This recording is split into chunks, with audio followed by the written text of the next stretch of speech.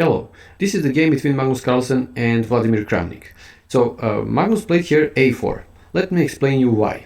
First, we can see here that without pieces, of course, we can see here that black will attack to the queen on the queen side, and we can expect that we will attack on the king side because we have e-file open for us and we can use that for attack. We have more space on the king side, so that means that we should push the pawns, and black can't punish us because of that.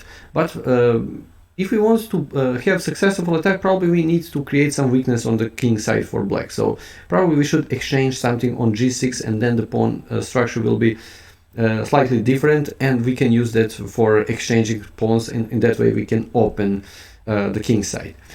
Same thing black can use on the queen side. So he will push the pawns. In some moment he will open something, and I mean, at least he will weak our pawn structure, and that he will attack in the future. So we can expect something like that. So why Magnus played a4? Idea with that is to play a5, and then to not allow black to play b4, b5, and then b5, b4, and then to weak his c pawn. In this way he will weak b pawn, but at least also a pawn for black will be weak. So black needs to pay attention about that. Probably that will also slow his attack, and black I mean, white won't have two weak pawns after b5, b4. We won't have two weak pawns, we will have only one. It's you must admit that it's far away easier to defend one pawn instead two pawns when your opponent is attacking you. So that is why a4, a5. Okay, so a4, now this is the right moment for that because the queen is here. So it would be nice for black to play queen b6, but the queen is there, so he can't stop a5 practically. So a6, we played a5, now queen d8. This is also good for white because now the queen is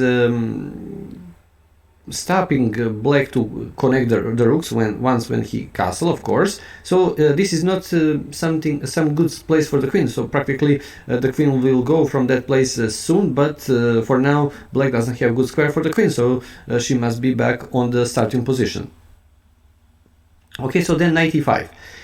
Idea is simple. We want to activate our pieces on the king side, so we don't want to play anymore on the queen side.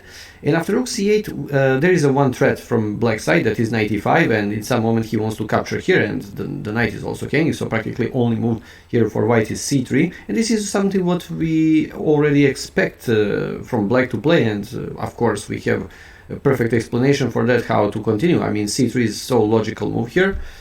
After that, black castle and rook e1. Practically we are preparing attack on the king side.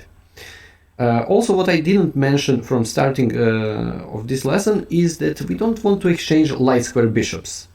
That is why rook e1. So we are waiting our opponent, and also we are preparing here something. We are preparing g4 and h4. Why that could be so powerful idea for white? For example, if black plays something like rook e8, which is mistake here, we can play g4, and after bishop g6, h4. Now the bishop is kind of in situation that black needs to play h6 to rescue him, because we are threatening h5, and after bishop e4, f3, and bishop will be cut off, I mean from everywhere. So we will catch that bishop. So practically only move here is h6, but now we can capture and to weak his pawn structure, and that will be probably winning position for such good player like world champion Magnus Carlsen. So black can't afford to completely destroy his pawn structure, so he can't play rook e8. That is why maybe knight e4 to open diagonal for the bishop, and now after g4 we can't play anymore h4. Okay, but with knight e4, this is something what Magnus wait from his opponent to play, and now bishop d3, grandmaster move, we must admit that, because now he wants to exchange the bishops. He doesn't want to exchange the bishops in these conditions, to exchange on d3, but now after bishop d3 he will exchange on some other way, and this is far away better for white. Okay, so black exchange, we exchange, and then bishop g6. Exactly what I showed to you in this situation. When we start to push our pawns on the king side, we want to have some weakness in black position that will give us some time. I mean, we will be faster because in some moment maybe we will play h5, in some moment maybe f5, depends on position of course, but the pawn will be on 6th rank. This is so important for us because then we can offer the exchange much earlier. We will be faster in attack. Okay, so bishop g6, bishop f4. Only move, what I don't know why Magnus played in this game, and this is something what really happened not too much in my analysis, but really in this position I don't know. Write me in the comment if you know why white played here bishop f4. I really don't know. Maybe just waiting move, but of course there is a lot of useful moves here for white, but okay, he played bishop f4. Then knight e6. First we exchange on g6 and we create something what we wanted from beginning, and that is to create some weakness on 6th rank. So now the pawn on g6 is far away easier for us to exchange him for our pawns and to open the king side. And after that clever move, we must admit, from Magnus Carlsen, that is bishop takes on d6. And after bishop takes on d6, now our pawns are completely on dark squares. What a nice position to show you. Why? Because this bishop can't work. And we have a knight. The knight is not on the perfect place. We will see. Try to find a good place, but let's see first what black played. Of course, he needs to play on the queen side, so b5. We capture.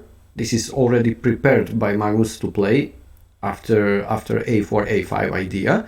And after queen b6, first rook e2 to protect the pawn on b2 because we can't move the knight. And after that, we will transform our knight on d3. What a nice place for the knight. Why? Because the knight will cover only weakness what we have here on the queen side. Now we can see how it's better to have only one weakness on b2 instead to have two weaknesses on c3 and a2 when we allow him to push the pawn on b file without pushing our pawn on a5. Okay, so rook e2, rook b8 and knight c1. Of course, we want to bring the knight on d3. And after knight d3, practically we don't need to wait anymore, so we can start with attack on the king side. It looks like that we are so slow on the king side. We didn't achieve anything there. But now it's our time. We don't have a problem in position on the queen side. So we have perfect position, or we can say time. We have plenty of time to attack on the king side. And there is a weakness on g6. So rook from f to c8. Of course, we can see that black is doing some logical moves here. He wants to attack on the queen side, so he's transforming his pieces on that part of the board. Rook a8 and then h5. We don't need to wait anymore with anything. We just want to open the king side. Now black can play maybe g5, but after queen g4, bishop e7, he's giving us some squares here for the knight. I don't know, maybe king g2, and then idea could be h6, also f4, some idea to open even more the king side. So we have plenty good ideas what we can play here. So Kramnik decided to capture on h5.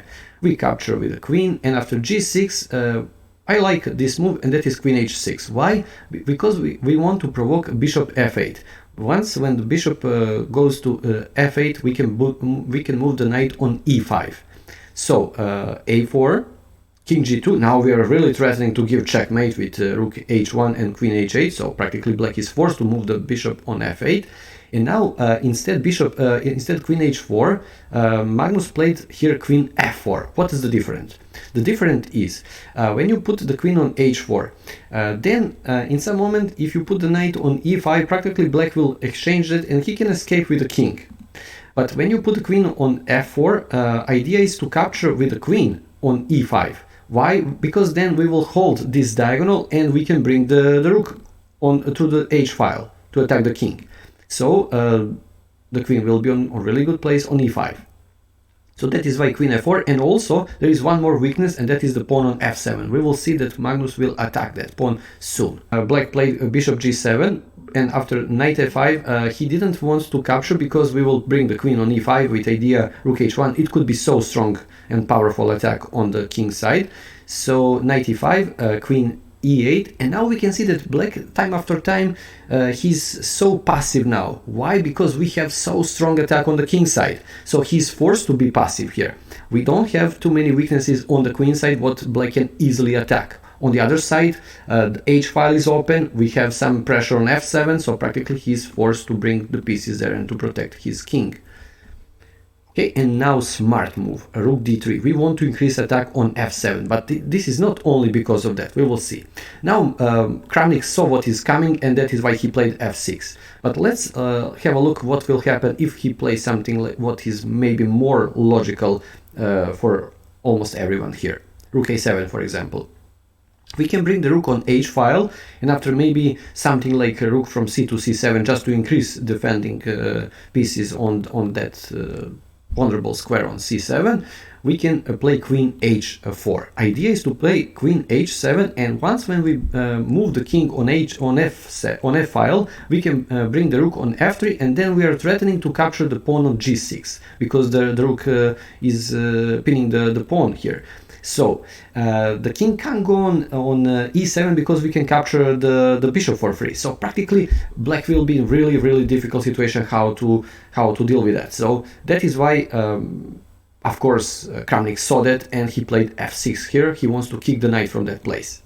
But now we can find some other good square for our knight. Knight g4, tempo move, we are attacking the pawn, queen f8, and here we are. We bring the rook on f3, so we are keeping with the pressure on f6, so practically only move, okay, first a3 first, and after we capture that, now f5. Queen g5, we are attacking the pawn on g6, and he can't capture our knight because of the queen. So king f7, and now we can see that the king is practically one of the most active piece in black position, so it's not good position for black, of course. We are bringing the rook on the king side. Now we can see that white has almost everything on the king side, so this is perfect for white, for Magnus Carlsen. Idea with that is rook h7, and then we will pin the bishop, and still we can play maybe knight e5, maybe knight h6, we will see. So black captured the pawn, but still we can play rook h7, sorry, and after rook from c to c3, we have tempo move, knight h6, and after king e8, we can play queen g6 here, and after king d8, black resigned the game. So what will happen next? I mean, this is totally winning position, so of course we can just simply exchange and we can capture here. Probably it's better with the rook because we are not interested to trade the queens. Black king is far away more exposed to attack. On the other side we have perfect position for our king, nobody can attack him, and in the future probably we can simply solve this position. We have totally winning position. If you didn't see my previous lesson, please check that and see you in the next video with the same position. I guarantee that you will enjoy that. So please subscribe and be ready for next lesson.